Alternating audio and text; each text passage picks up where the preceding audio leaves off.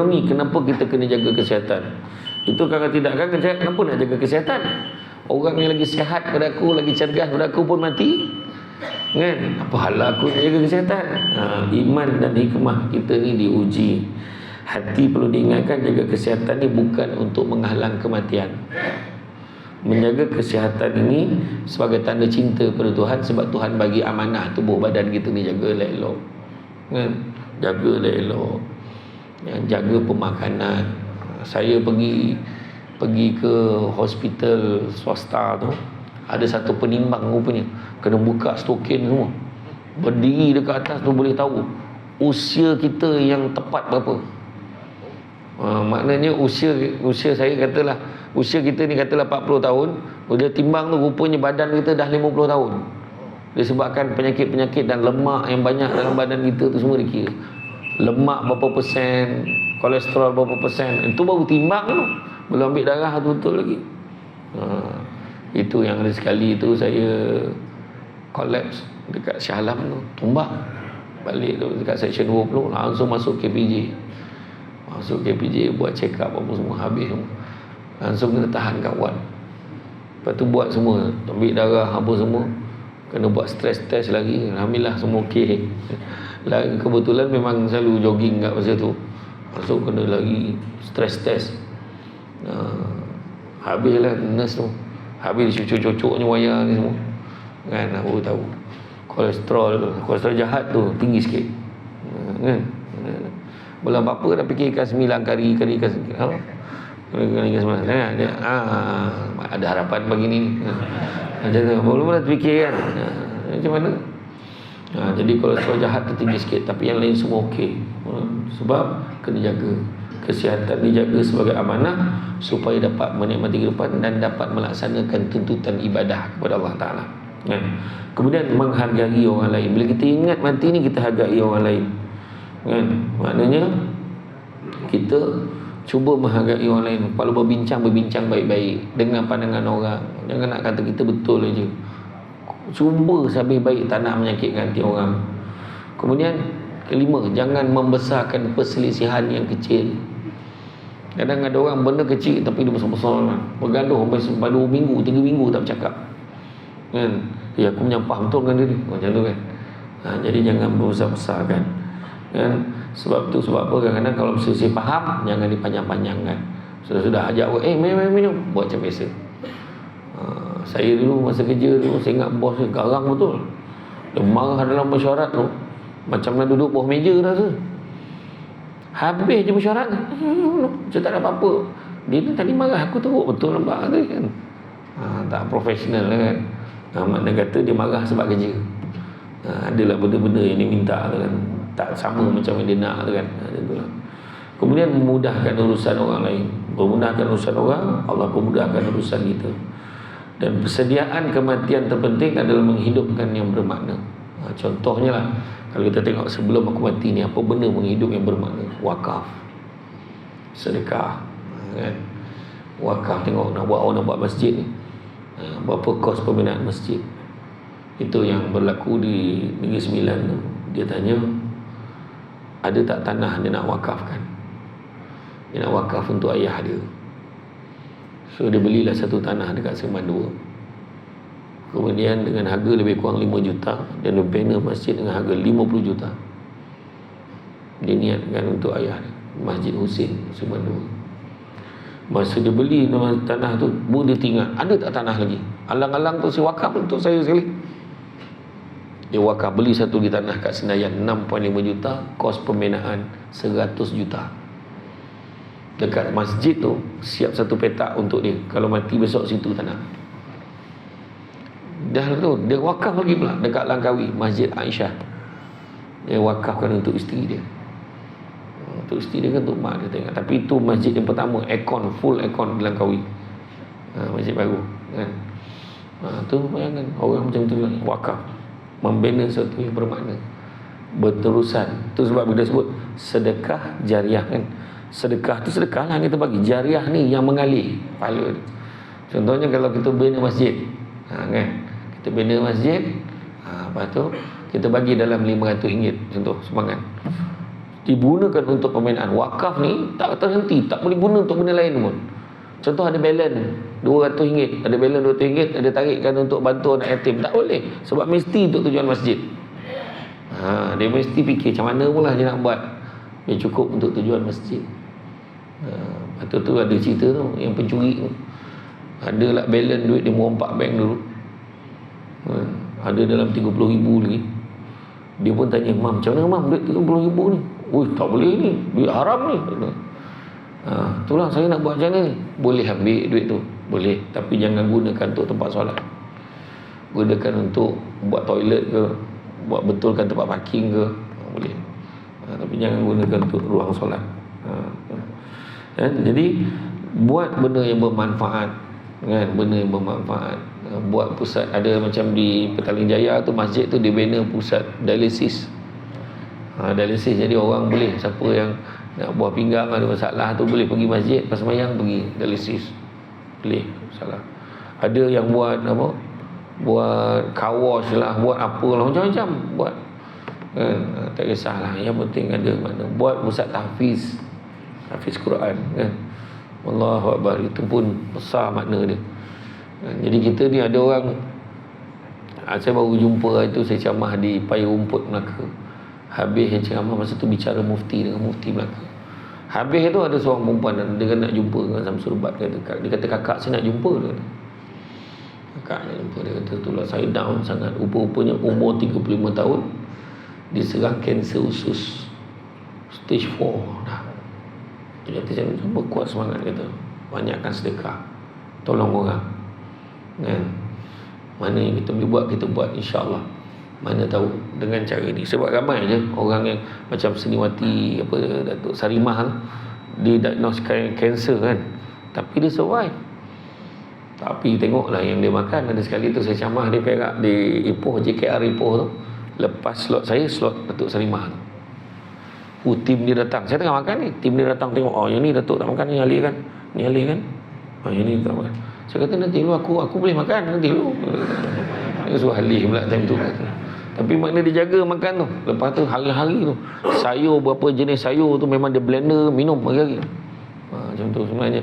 Berapa ramai orang yang doktor diagnose tinggal 2-3 bulan sampai 4-5 tahun elok lagi.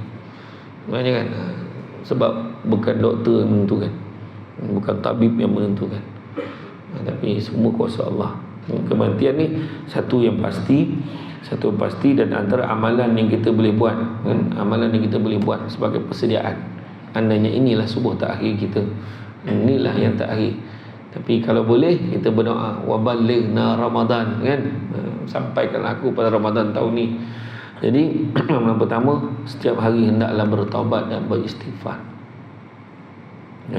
Nabi SAW bersabda, "Bermaksud wahai sekalian manusia, bertaubatlah pada Allah dan mohonlah ampun kepadanya. Sungguhnya aku bertaubat dalam sehari sebanyak 100 kali." Hadis riwayat Muslim. Nabi pun taubat 1 kali. Kita pula relax, kan. Nabi yang tak ada dosa tu pun taubat 100 kali sehari. Kita mungkin terasa tak banyak, kan, macam tu lah, tak ada. Tu yang relax, kan, tu, kan.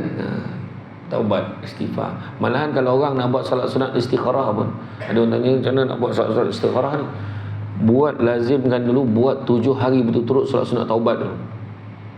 Mana bersihkan dulu diri kita tu, minta ampun dengan Allah dulu, baru nak minta. Ini belum apa-apa, Allah tunjukkan aku tu yang tak nampak-nampak tu, kan.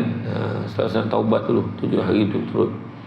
Istighfar artinya mohon ampun daripada Allah, dan Islam mengajar pada umatnya agar memperbanyakkan istighfar. Rasulullah SAW sendiri minimum 70 kali mengucapkan istighfar. Firman Allah SWT bermaksud, "Dan tidaklah Allah akan mengazab mereka sedangkan mereka meminta ampun," yakni istighfar. Surah Al-Anfal ayat 33. Kemudian kedua, betulkan solat kita dan cuba untuk khusyuk. Betulkan solat. Antara kesempurnaan solat ni, kesempurnaan ibadah adalah dengan ilmu, belajar. Macam mana cara sembahyang. Kadang-kadang macam pesen orang sembahyang, kan. Belajarlah. Pergi je lah jumpa imam tu. "Imam, macam mana? Betul tak saya sembahyang ni, Imam? Cuba Imam tengok. Ni syok sendiri, kan. Ini kodnya." Kemudian jangan lupa solat, tambahkan solat kita. Yang solat kita tak biasa buat tu kita buat.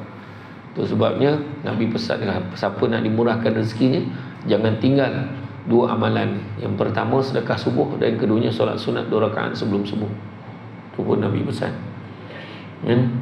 Daripada Abu Hurairah radhiyallahu anhu, katanya bahawa Rasulullah SAW bersabda, bermaksud sesungguhnya amalan yang mula sekali dihisabkan seseorang pada hari kiamat mengenainya ialah salatnya. Jika salatnya diterima, maka sungguhnya beruntung dan berjayalah ia. Jika salatnya tidak diterima, maka kecewa dan rugilah ia. Jika terkurang daripada solat fardu sesuatu, Allah SWT berfirman, periksalah adakah hamba-Ku itu punya solat-solat sunat untuk dicukupkan dengannya apa yang terkurang daripada solat fardu. Demikianlah keadaan amalan lain. Hadis riwayat At-Tirmizi. Yang wajib tu kena jaga dulu. Jadi yang sunat dia pula cover. Macam tu.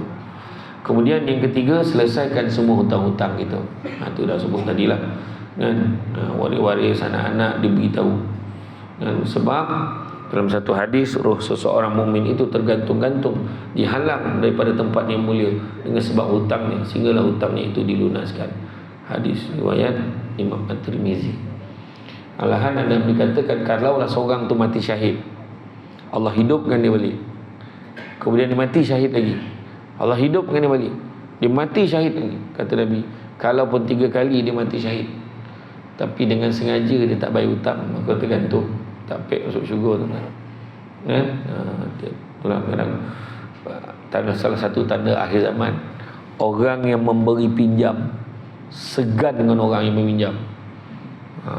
Orang yang meminjam tu relax kan, tak ada apa-apa. Macam lama tak nampak, relax kan. Macam tak ada apa-apa. Kita kan nak cakap ke tak, nak cakap ke tak kan. Ramai tuan-tuan kan, ramai hari ni minjam. Minjam muka manis, InsyaAllah sebulan InsyaAllah settle. Tak ada kan. Sudahnya relax kan. Tukar kereta baru, rumah besar, bercuti sana bercuti sini, hutang tak bayar ni.